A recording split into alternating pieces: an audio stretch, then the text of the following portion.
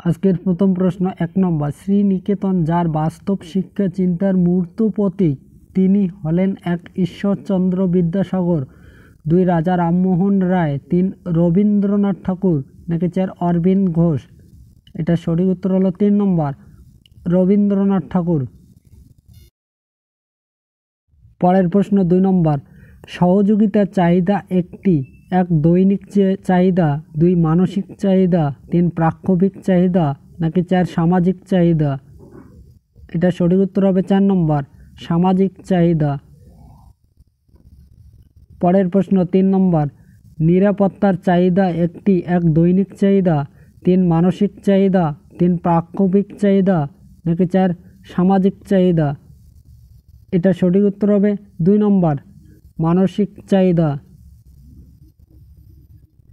পরের প্রশ্ন 4 নম্বর, দ্বি উপাদান তত্ত্বের প্রবক্তা হলেন 1 ভক্সলার, 2 স্পিয়ারম্যান, 3 স্কিনার, নাকি 4 থর্নডাইক। এটা সঠিক উত্তর হবে 2 নম্বর, স্পিয়ারম্যান।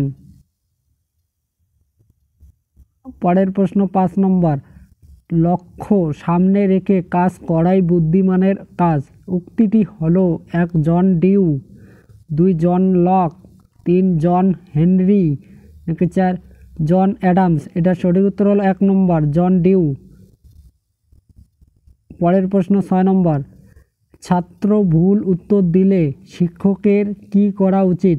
1 ভালোভাবে না পড়ার জন্য বকাবকি করা, 2 উত্তর কেন ভুল তা ব্যাখ্যা করা, 3 অন্য ছাত্রকে সঠিক উত্তর দেওয়ার জন্য বলা, নাকি 4 ভুল উত্তরকে অবহেলা করে পরের প্রশ্নে চলে যাওয়া।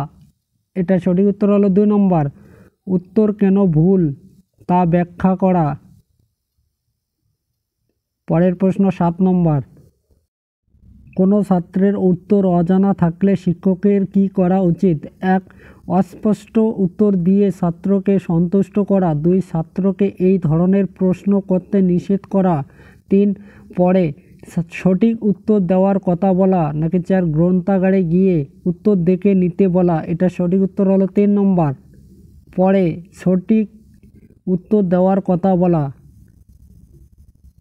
পরের প্রশ্ন 8 নম্বর, শিক্ষার উন্নতি কি দেখে বোঝা যায়? 1 ছাত্রদের উপস্থিতি, 2 ভালো ফল, 3 ছাত্রদের জিজ্ঞাসাকৃত অর্থবহ প্রশ্ন, নাকি 4 ক্লাসের মধ্যে নীরবতা। এটা সঠিক উত্তর হবে 3 নম্বর, ছাত্রদের জিজ্ঞাসাকৃত অর্থবহ প্রশ্ন।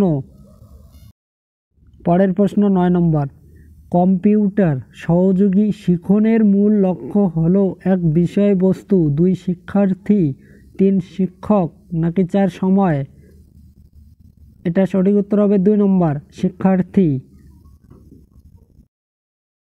পরের প্রশ্ন 10 নম্বর, কোঠারি কমিশনের রিপোর্ট বিভক্ত 1 3টি খণ্ডে, 2 4টি খণ্ডে, 3 5টি খণ্ডে, নাকি 4 6টি খণ্ডে। এটা সঠিক উত্তর হবে 2 নম্বর, 4টি খণ্ডে। পরের প্রশ্ন 11 নম্বর, রাধাকৃষ্ণ কমিশন যে শিক্ষা কমিশন নামে পরিচিত তা হলো 1 প্রাথমিক, 2 মাধ্যমিক, 3 উচ্চ মাধ্যমিক, নাকি 4 বিশ্ববিদ্যালয়। এটা সঠিক উত্তর হবে 4 নম্বর, বিশ্ববিদ্যালয়। পরের প্রশ্ন 12 নম্বর, দার্শনিক হিসেবে রবীন্দ্রনাথ ছিলেন 1 প্রয়োগবাদী, 2 প্রকৃতিবাদী, 3 ভাববাদী, নাকি 4 জড়বাদী। এটা সঠিক উত্তর হবে 2 নম্বর, প্রকৃতিবাদী। পরের প্রশ্ন 13 নম্বর, সোমপ্রকাশ পত্রিকা প্রকাশ করেছিলেন 1 রামমোহন, 2 বিদ্যাসাগর, 3 রবীন্দ্রনাথ, নাকি 4 বিবেকানন্দ। এটা সঠিক উত্তর হবে 2 নম্বর, বিদ্যাসাগর। পরের প্রশ্ন 14 নম্বর, মনে প্রাণে সর্বোদয় সমাজ প্রতিষ্ঠা করতে চেয়েছিলেন 1 রবীন্দ্রনাথ, 2 বিবেকানন্দ, 3 গান্ধীজি, নাকি 4 বিদ্যাসাগর। এটা সঠিক উত্তর হবে 3 নম্বর, গান্ধীজি। পরের প্রশ্ন 15 নম্বর, বুনিয়াদী শিক্ষার মূল ভিত্তিটি হলো 1 শরীর চর্চা, 2 হস্তশিল্প, 3 গান বাজনা, নাকি 4 রাজনীতি? এটা সঠিক উত্তর হবে 2 নম্বর হস্তশিল্প। পরের প্রশ্ন 16 নম্বর, পাঠ্যবস্তু সম্পর্কে ছাত্রের আগ্রহ বাড়াতে কি করা উচিত? 1 তার সঙ্গে বন্ধুত্বপূর্ণ আচরণ, 2 প্রয়োজনীয় সংবাদ প্রেরণ, 3 ভিডিও সহকারে পাঠ প্রদান, নাকি 4 পড়াশোনার জন্য এটি প্রয়োজন বলা?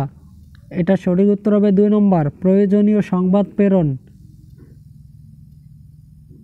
পরের প্রশ্ন 17 নম্বর, গণসংযোগে কোনটির প্রয়োজন নেই? 1 কথা বলার পদ্ধতির পরিবর্তন, 2 উপযুক্ত অঙ্গভঙ্গি, 3 বিষয়ের দক্ষতা, নাকি 4 সুন্দর ব্যক্তিত্ব? এটা সঠিক উত্তর হবে 4 নম্বর সুন্দর ব্যক্তিত্ব। পরের প্রশ্ন 18 নম্বর, একজন শিক্ষকের শিক্ষণ কার্যকরী করতে কিসের উপর নির্ভর করা উচিত? 1 ছাত্রদের চাউনি, 2 ফিডব্যাক, 3 পরিচালনা, নাকি 4 শিক্ষার যন্ত্রপাতি? এটা সঠিক উত্তর হবে 1 নম্বর ছাত্রদের চাউনি। পরের প্রশ্ন 19 নম্বর, শিক্ষক হিসেবে ছাত্রদের সঙ্গে কেমন ব্যবহার করা উচিত? 1 নিজের পুত্রের মতো, 2 সমমর্যাদার, 3 উভয়ই, নাকি 4 বন্ধুর মতো? এটা সঠিক উত্তর হবে 1 নম্বর নিজের পুত্রের মতো।